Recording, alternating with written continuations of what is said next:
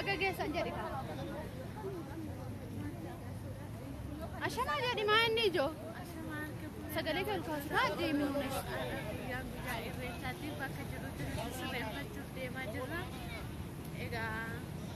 Baga ayyaana irreechaa geessan jedhi. Baga ayyaana irreechaa geessanii. Walumaanu baga geenye ashama daawwattoota badhaatutu argi kun irra jirtu sinin jenna. Har'a guyyaa ayyaana irreechaa bakka jirrutti baanha.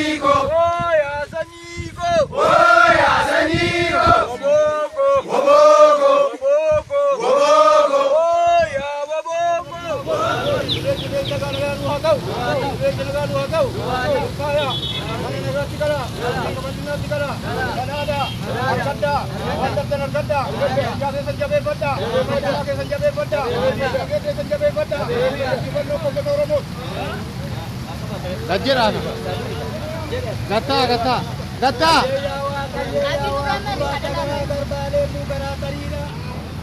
Jawab, waka, ya kanatti nagaan, malkaa keenya malkaa qabnurraan dhubaate, yaa Rabbii galanni si haa ga'u, yaa Rabbii galanni si haa ga'u, kalaqallee faallaa nurraa dhabi, maqalee faallaa nurraa dhabi, yaa Rabbii irree keenya jabeessi, yaa Rabbii irree keenya jabeessi, malkaa nagaa nuu taasi, malkaa nagaa nuu taasi, xiqqaa keenya nafsi, guddaa nurra bulchi, yaa Rabbii nurraa nurraa bulchi. يا خلاص يلا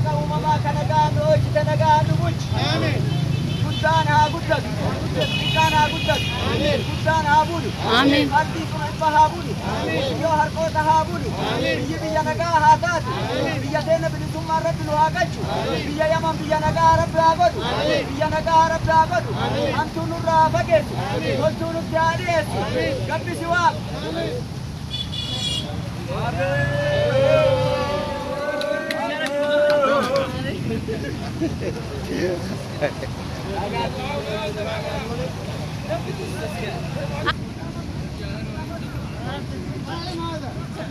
خلاص enggak خلاص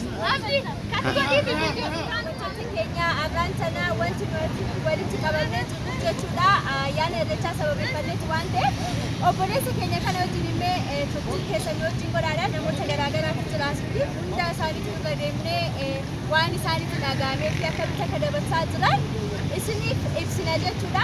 Obboleessa inni isin jedhan hayyee abdii baga siin ga'e.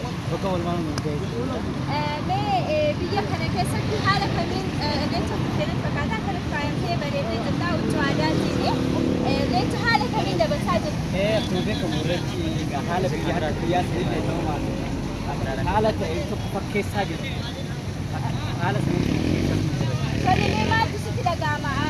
Irreecha biyyatti darbaa jiru fi irreecha biyya kanatti irreeffachaa jirtan kana keessatti garaagarummaa maaltu irreecha yaadda? garaagarummaa guddaa jira garuu haa ta'u malee ati waan gamte yaadan isaan bira jiru wanni tokko ni dhagama. Dhaamsi dabarfatu jira? Dhaamsi dabarfatu Oromoon tokkummaadha. Irreecha kana nagaan akka akan jiranii tolee hayyee gadhiifamuu hayyee wal baga siin ga'e. Mee irreecha haala kamiin dabarsaa jirta? Gammachuu moo gaddamu maaltu sitti dhaga'ama? sagalee keessan ol kaasaa. Wanta nuti haala gammachuudhaan nu nagarsiisnee haala bakka biyya ambaa keessatti aadaa gammadannee ayyaaneffachuu jirra. Gammachuu guddaa nu dhaga'ama. Dhaamsi dabarfatu jira? Dhaamsi dabarfatu godhuu dagatina. Aadaa keessan ammoo jabeeffachuu nu dagatina. Bakka kamitti aadaan faaya waan ta'eef aadaan Oromoo qabu jechuudha. Ittiin boonuu qabatanii aadaa bakka jirtanitti hanga dandeessanii irreecha irreeffachuu dagatina. Diam tak? Antuk ber.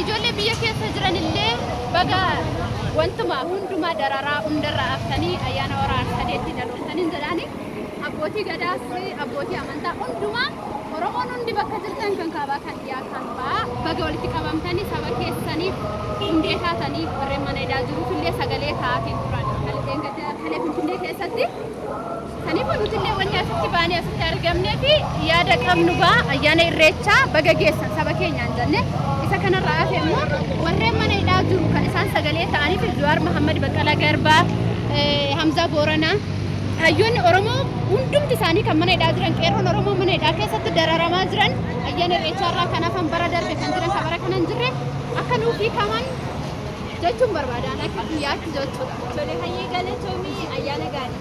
Ayyaana gaarii.